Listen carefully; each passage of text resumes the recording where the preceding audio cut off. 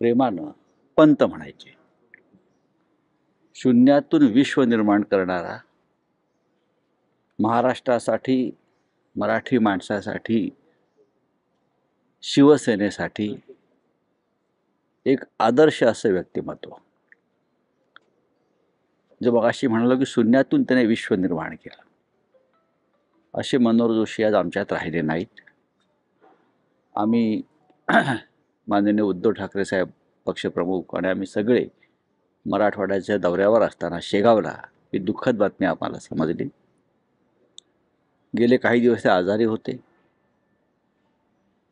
त्यांची झुंज सुरू होती, ते झुंजार होते, ते लढवय्ये होते. शिवसेनेच्या आतापर्यंतच्या इतिहासातल्या प्रत्येक आंदोलनात ते आघाडीवर होते.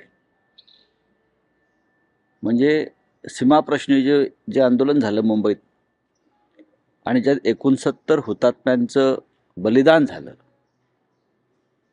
त्यावेळेला माननीय शिवसेना प्रमुख बाळासाहेब ठाकरे यांना अटक झाली, तेव्हा त्यांच्यासोबत मनोहर जोशी होते.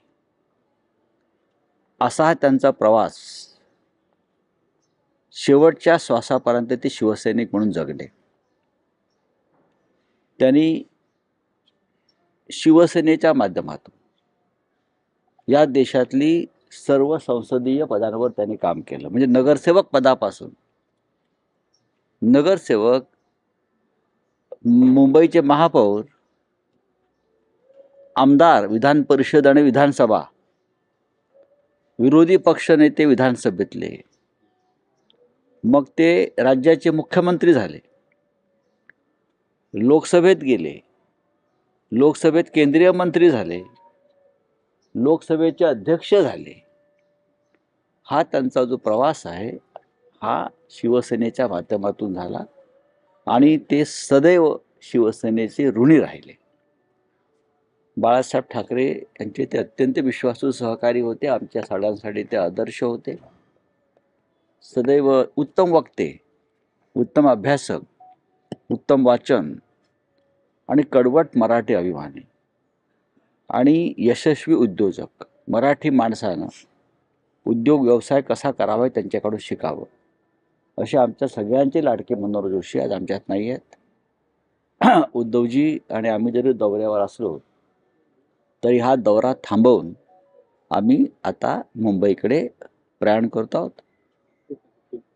आज फक्त मराठी माणूस किंवा महाराष्ट्र नाही तर संपूर्ण देशातून त्यांना श्रद्धांजली वाहिली जाते. कारण लोकसभेचे अध्यक्ष म्हणून त्यांनी केलेलं काम हे आदर्श काम होतं.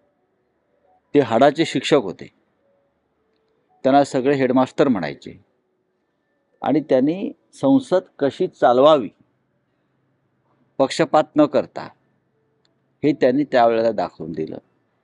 मी एक शिवसैनिक म्हणून नेहमी त्यांचा आदर केला. हजारो शिवसैनिक हे त्यांच्यासाठी ते आदर्श होते. आज त्यांची दुपारी 3 वाजता अंत्ययात्रा निघेल. आम्ही सगळे त्यात सहभागी होऊ.